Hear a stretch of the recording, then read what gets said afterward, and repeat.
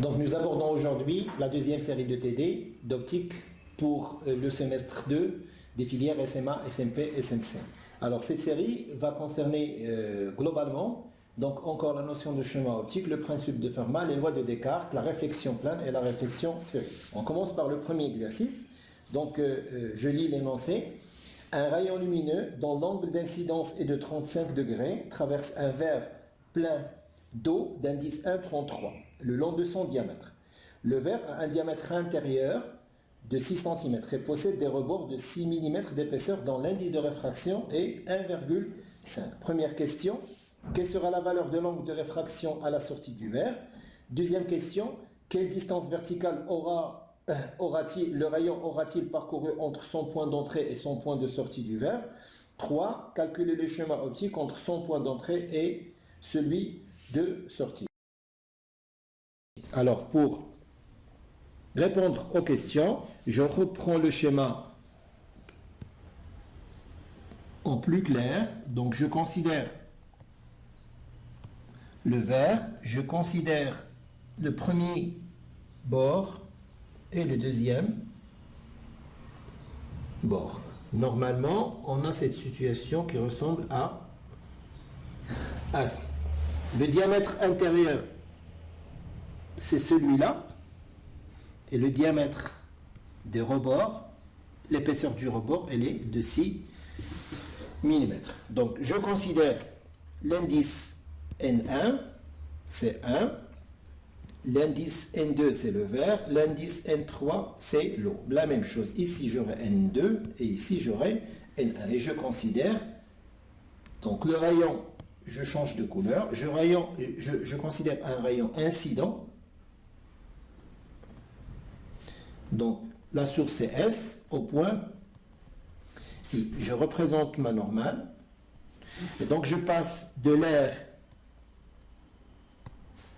vers le verre, je vais m'approcher de la normale. Donc, je repère cet angle par θ1, je repère cet angle par θ2, je représente la normale et je sors d'un milieu qui est d'indice 1,5 vers un milieu d'indice 1,3. En général, je m'éloigne de la normale et donc je vais encore m'éloigner de la normale avec un angle de θ3. Je fais la troisième normale, toujours, c'est la droite qui est perpendiculaire à la surface. Ce sont des surfaces plans, ce sont des dioptres plans. Et donc je pars de n d'indice 1,33 vers le verre et donc je vais encore m'approcher de la normale. Le dernier rayon, donc selon la normale, je sors du verre d'indice 1,5 vers l'air d'indice 1, je vais donc m'éloigner de la normale. Donc je repère l'angle qui se trouve ici par θ4 et je repère l'angle ici par θ, tout simplement. Donc l'angle d'incidence c'est θ1, le premier angle de réfraction c'est θ2, ensuite un angle de réfraction qui est θ3, ensuite un angle de réfraction sur le rebord, le deuxième rebord de θ4, et enfin un angle θ à la sortie. Bien, alors pour répondre à cette question,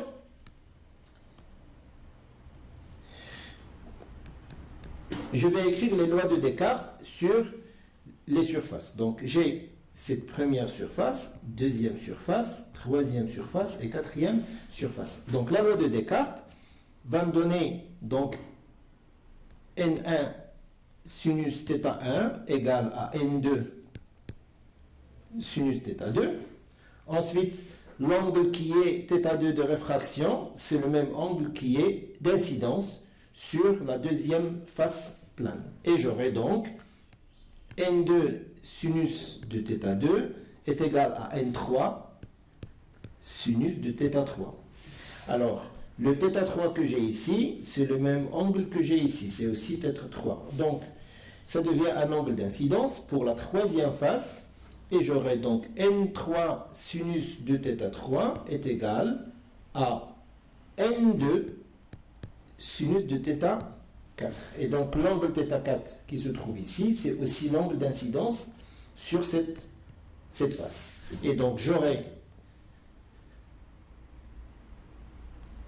N2 sinus de θ4 égale à 1, ou plutôt N1, parce que c'est l'air, sinus de θ. Donc je remarque, sans faire de calcul, que N1 sinus θ1 égale N2 sinus θ2, mais N2 sinus θ2 est égal tout simplement à N3 sinus θ3, qui est aussi égal à N2 sinus θ4, qui est aussi égal à N1 sinus θ. Donc je déduis que N1 sinus θ1 égale à N1 sinus de θ, et donc je tire que θ1 égale à θ. Ça veut dire que l'angle d'incidence θ1 est égal à l'angle d'émergence ou l'angle de sortie. Donc j'ai θ égale à θ1, et je peux donc dire que le rayon incident est parallèle au rayon émergent à la sortie du verre. Et ainsi, on a répondu à la première question. Alors, je reviens pour lire la deuxième question. On demande de calculer la distance verticale que le rayon aurait parcouru entre son point d'entrée et son point de sortie. Et donc, j'entends la distance verticale. Je vais changer de couleur de rayon. Je prends par exemple la couleur verte. La distance verticale entre l'entrée et la sortie, ça veut dire je vais calculer cette distance que je note D1, je vais calculer cette distance que je note D2, je vais déterminer aussi cette distance que je note D3. Et donc pour cette deuxième question, la distance verticale n'est autre que la somme de D1 plus D2 plus D3.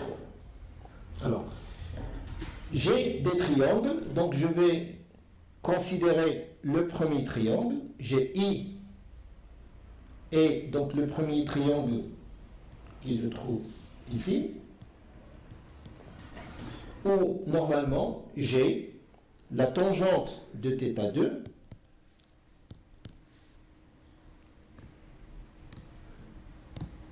donc tangente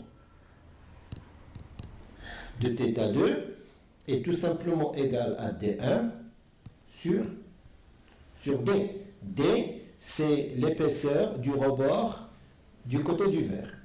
Même chose, j'ai la tangente de θ3 qui est égale à D2 sur la grande distance D. Et j'ai la tangente de θ4 est égale à D3 sur petit d. Et puisque je cherche la distance verticale, n'est autre que D1 qui est D tangente θ2 plus D2 qui n'est autre que grand D tangente θ3 plus petit d tangente θ4. Donc, puisque nous avons D égale à 6 mm, nous avons grand D est égal à 6 cm. Nous savons aussi que les angles peuvent être calculés à partir des lois de Descartes.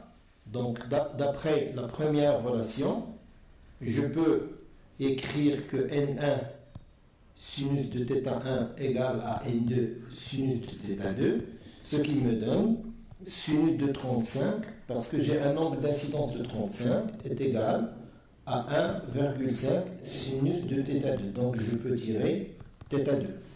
Je peux aussi déterminer de la même manière θ3 et θ4. Et quand j'ai les trois, je peux calculer avec petit d et grand d, dv, la distance verticale, on trouve que c'est 3,3 cm. Maintenant, on va passer à la dernière question qui concerne le chemin le chemin optique. Je reprends mon stylo bleu. Alors la question dit, calculer le chemin optique entre le point d'entrée et le point de sortie.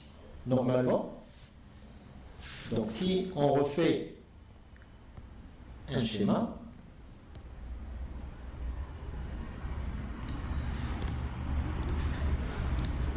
je considère I1,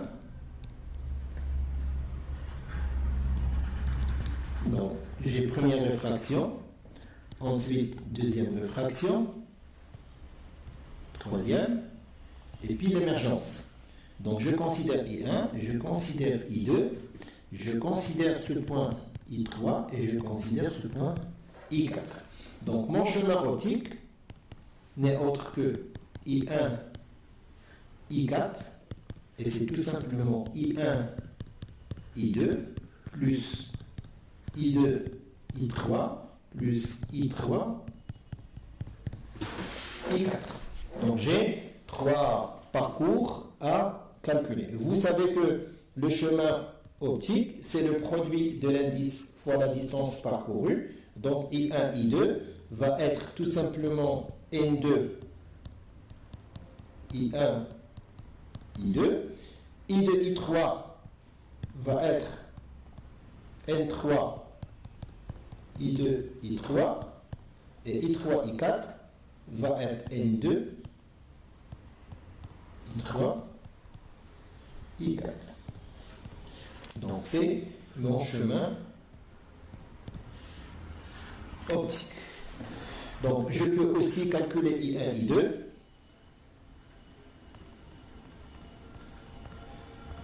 D'après la construction géométrique. Donc I1, I2, c'est tout simplement D, petit d, sur le cosinus de θ2. I2, I3, c'est tout simplement grand D sur le cosinus de θ3.